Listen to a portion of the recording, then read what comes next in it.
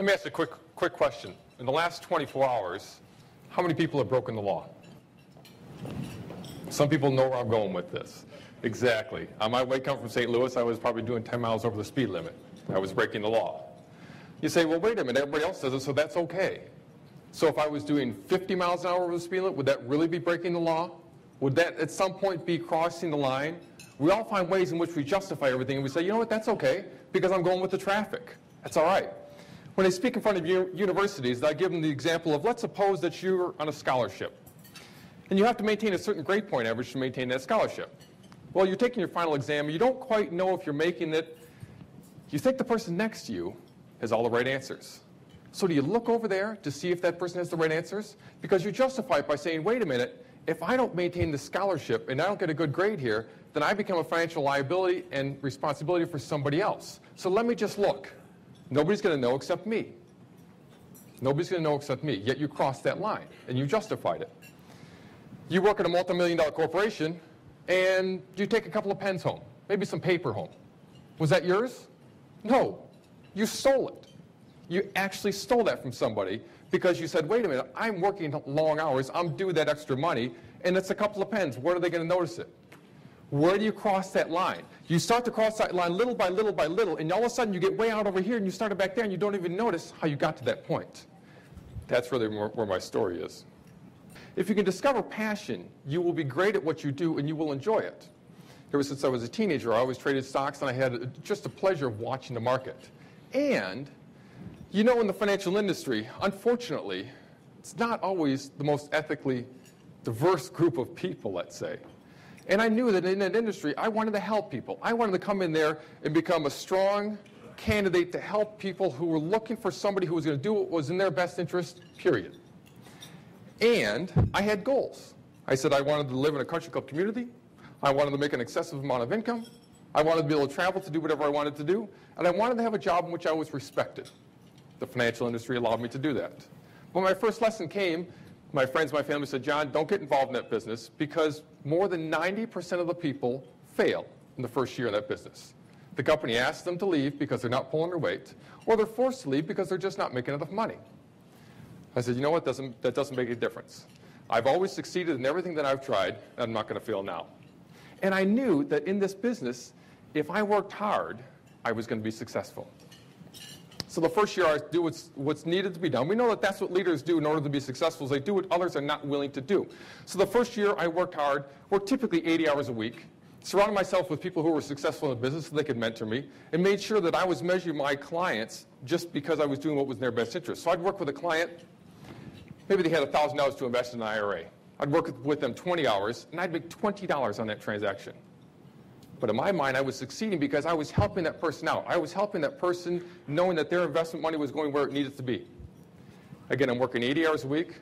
My first year income was $24,000. People said, John, you can go work at Taco Bell and make more money than that. I said, I understand that, but it's not about the money. It was not about the money at this point. And I said, you know what? In the first 3 years of this business, you are grossly underpaid, without a shadow of a doubt.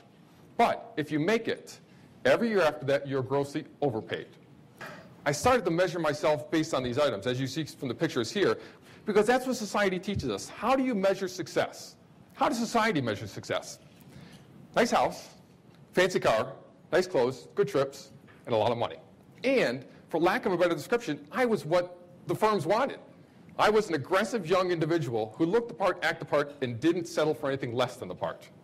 Well, the fourth year in the business, I'm making about $250,000. We're starting to move along a little bit. And I'm starting to live a lifestyle that's accustomed to that. Because I know, again, that it's just a matter of time. I think I was about 32 at that point. 32-year-old making $250,000, you're just going to enjoy it. Because a few years earlier, I was making $24,000. And, as I said before, by the time I'm age 40, I know I'm going to be making $1 million a year. I just know that that's going to be the case. So let me spend it and enjoy it now, because that's what it's meant to be. So I started to travel to New York to meet with the money managers, Chicago to work with the firms, do everything I needed to do to continue to propel myself up to the next level. Fifth year in the business, making about $400,000. So we're starting to make some real money now. We're starting to move right along.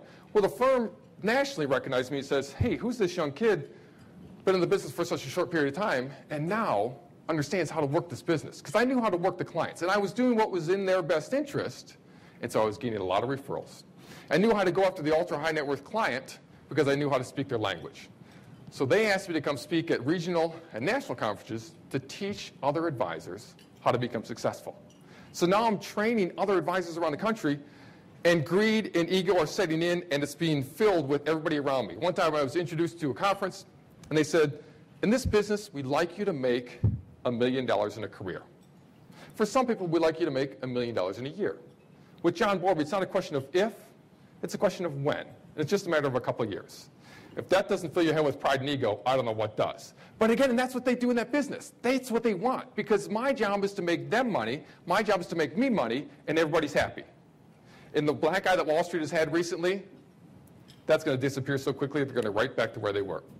When I used to go out to Wall Street, it was all about the money. When they flew me out there, they flew me first class, took me to the shows, put me in the nicest places. They couldn't help themselves but trip over the bags of money that they were throwing at our feet. That's what they do. That's what that industry breeds. Well, as I said, the pride and ego is starting to build within me, and it's starting to control and run my life, and I'm starting to justify it. Just like you justify going 5 miles an hour over, I had all these numbers to back up how good of a person I was, again, in my own world and in my own mind, because I was beating all the contests. Once pride and greed and ego can take a hold of you, they consume you, and humility goes out the door. You start to make decisions based on justification and not rash decisions. So, once a contest came along, I had to prove that I was successful at it. I had to be number one at it. I had to beat it. And it becomes an addiction. And if any of you have ever had an addiction, you know you have to have short-term hits. So as soon as I would meet that contest, I would be excited, it would be great, but then I'd have that tremendous letdown. Then I would be like, okay, wait a minute, what's coming up next? What do I need to do to be successful? It was never enough. I could be making $10 million a year, and it wouldn't matter. It was never enough, because you always want something more. And some of you are in this audience are in that mentality. You're in the mentality of you are the A-type. You are aggressive. You're a driver. You don't settle, and that's great. But it consumed me. It literally consumed me, yet I had everybody around me telling me how good I was, so I didn't recognize where I had gotten at that point. Well, I started to become bored with the business. Again, making $400,000 or $500,000, I started to become bored, and I said, you know what, I need something else. Well, I said, I want to go after the ultra-high net worth clients. The ultra-high net worth client is somebody who has $1 million or more of investable assets, not real estate, but investable assets. Hired a marketing firm, paid them about $100,000 to put me in just this media light and brochures and everything. And I remember hosting a seminar. I had a room of about 60 ultra-high net worth clients in there. And as I said before, I know how to work these people. You know that if you're in that level, first thing you want is exclusivity. So when I was done with my presentation on all my investment styles and how I manage money, I said, you know what? I only manage money for 100 individuals. That's it. That's the first thing. So I hooked them in because they want to be part of that top 100. They want to be in my 100 clients. The second thing I was, and this is the arrogance about it, which you'll enjoy, is I said, you know what? I don't know if you're good enough for me. I'm going to interview you and see if I want to manage your money. Can you imagine that? Well, I started to achieve all the goals that I wanted to achieve. At this point, we're 6 years in the business, again, making $500,000, living in the country club community, buying anything I could possibly imagine, doing everything that I possibly wanted. I would have $100 bottles of wine just sitting on my table that I would drink every single day. I would go to dinner and eat and spend $300, $400, $500 on a dinner. We were living to the maximum amount that we had the money. I remember I went to Pebble Beach one time, walked by a jewelry store, saw a $10,000 diamond necklace, bought it for my wife, brought it home, gave it to her for a present, and she never wore it. Everything that I had was custom made, my suits, my shirts, my shorts, everything I had was custom made because I had to prove to everybody else that I had it, because it was all perfect. Because now I was living this lifestyle for everybody else, and I was proving to everybody else how successful I was, yet I started to become a shell of a man myself. I started to recognize that I wasn't making any difference in the world. So I met with my wife and I said, you know what? We've got to make some changes. And here's a ludicrous statement, and I forewarn you before I say it, but you have to understand. I said, let's see. Let's just try to see if we can live on $250,000 a year. I don't know if we can, but let's try. Can you imagine that? Let's try and live on $250,000 a year. I don't know if I can. But again, that was half of my income. I was cutting my income in half. But it shows the point of where I was in my life that I had no concept of reality at that point. 2001 rolls around, and that's good news and bad news. Because in 2001, if you remember, the NASDAQ decides it's going to lose 50% of its value. A 50% loss. And I laugh at that because when I was giving presentations earlier in the year and the market was down 30, 40%, people were all panicking, all hyper about it, and it just happened. The market goes up and down. It happens. It's just the way that it is. But when the market's going down, you don't know that it's going down. So at that point, you had people who would invest money on their own because, like I said, you could pick any stock and make lots of money. Now the market's going down. They need professional help. So my book was already filled up. Now I'm getting all the referrals of all these people who need to come meet with me. Said, John, I heard you're a great advisor. I want you to manage my money. The pride and the ego were so big at that point that I told them, yeah, I'm a great stock picker. And now you know what? You're not going to lose money. The market's going down. You're not going to lose money. What an arrogant statement to make that you're not going to lose money. That I think that I'm smart enough to beat the stock market. Well, 2001, the market continues to head south. Again, I'm managing large blocks for large clients. I had a client who had a friend who had $50,000 to invest. $50,000. He said, John, can you do me a favor and manage this client's portfolio? I said, no. It's of no interest to me whatsoever. It's not worth my time to manage that portfolio. Well, finally convinced me to take it. And I said, you know what? Let me just run up this client's portfolio and show how good I am. Make a couple of good stock picks. Client's portfolio goes up to $70,000. Good. We're making progress. All of a sudden, the stock market continues to head south. I make a couple of big bets on a couple of stocks. Those stocks go down, and the client's portfolio is worth $30,000. So we're now $20,000 short of where they were. Client calls me up and says, John, I'm going to buy a condo down in Florida. Can you send me the $50,000? They hadn't seen their losses yet. I have a couple of options. I can tell the client, no, we had a loss, which is right and true and what should happen. Or I can write a check out of my own portfolio, make the client whole. That's an illegal thing for to do, but I was willing to do that. Or I started to justify. I've got a client over here who's worth about $40 million. I don't have his whole block, but I have a piece of it. And this client doesn't want money. Live in a 1,000-square-foot house. It was a family sale. That was the block that he got and didn't want the money. So I said, as smart as I am, let me take, the client was all in treasury bills. Let me take a portion of their money from treasuries and put it in corporates. Let me transfer $20,000 from this client's portfolio, $20,000 to this client's portfolio. They've got their $50,000. This client, when they make their $20,000 back in interest, I'll put them back to treasuries. Everybody's good. I justified it. I said, let me transfer that money. This person's never going to notice it. This person's going to have their $50,000. I don't need to do anything. We're okay. Again, the point where I was, I said, I'm the golden child of this corporation, of this firm here. What's the worst thing that they're going to do to me? What's the worst thing they're going to do? Maybe a slap on the wrist. Maybe say, don't do it again. I justified it because I felt like I was a valuable asset to the corporation. Well, I remember getting the form, going up to the fax machine to give it one more thought, saying, you know what? I could possibly be throwing my life away right here. As I said before, once that pride and that ego take a hold of you, everything else goes out the window. And said, you know what? No way. You're too good. You're never going to get caught. Walk up to the fax machine, fax it across. As soon as that gets faxed across, that's wire fraud. It's a federal crime. Oh, I forgot to mention one other thing.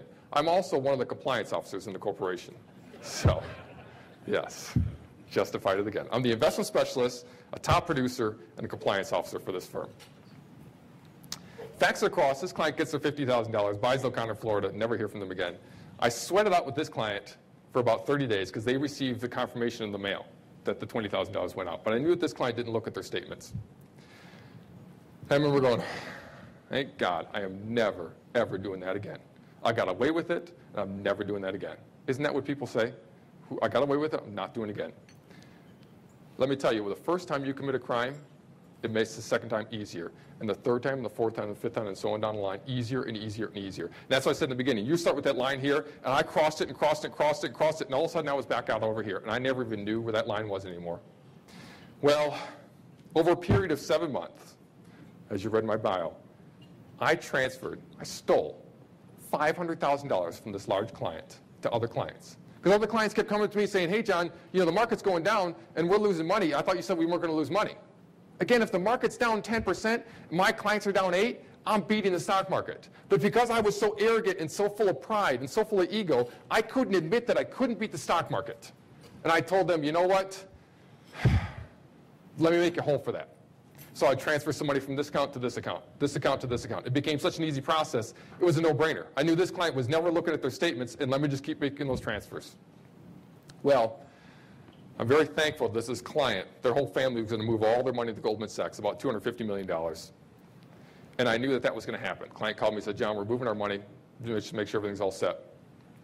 I go into a panic mode, because my cash cow is now going to leave me. I don't have another client who has such a large block of money that they don't notice. What am I going to do? So I take $70,000 from this client and put it into a slush fund.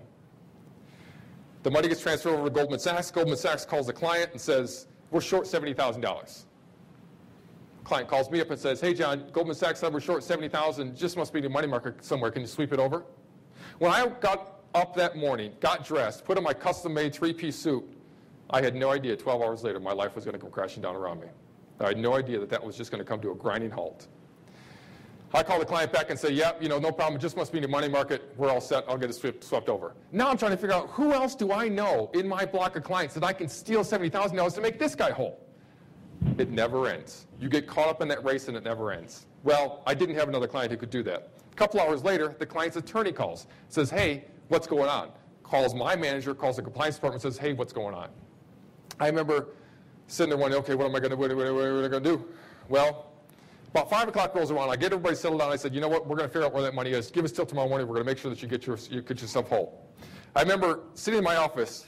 I know it's a cliche, but breathing a sigh of relief. I remember just finally saying, finally, this charade is over. Finally, this life that I created that I no longer desired is over.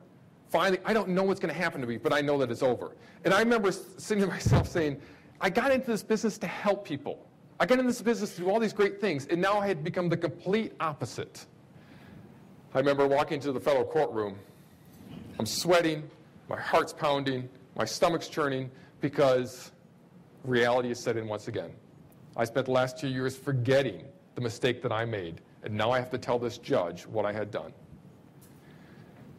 Well, according to the federal guidelines, based on the amount of money that I took and the period that I took it, she can sentence me to 30 to 34 months. That's the maximum and the minimum she can do. Regardless of whether she thinks I'm a good guy or a bad guy, it doesn't matter. That's the maximum she can do. She sentenced me to 30 months. Once the sentencing is done, I remember the federal marshal escorts me to the back, puts me in a jail cell. I'm standing there in my suit in a jail cell, thinking that reality hit me one more time. There it is. That's it. I'm finally going to jail. Mugshot, drug test, bond, the whole shooting match, get everything all set and done. And then I have to wait to report to federal prison. Once you cross that line into prison, all sense of reality disappears. The world that you live in today that you think is logical has no bearing when you get in prison. When I walked in there, this federal guard was going to make sure that he let me know, because I'm some suburban white-collar guy, I'm in prison now. And they shipped me to not a country club prison. This guard strips me naked and puts me in his cell for 2 hours. People don't like to get naked in their own house, and I'm naked in this cell for 2 hours. Because he's going to let me know, you know what, John, we own you. This is it. This is prison. We own you right now. This is what's going to happen. And I'm going to tell you what to do, when to do it, and how to do it, and you're going to like it. And if you don't, we're going to put you in the hole, which is solitary confinement. He puts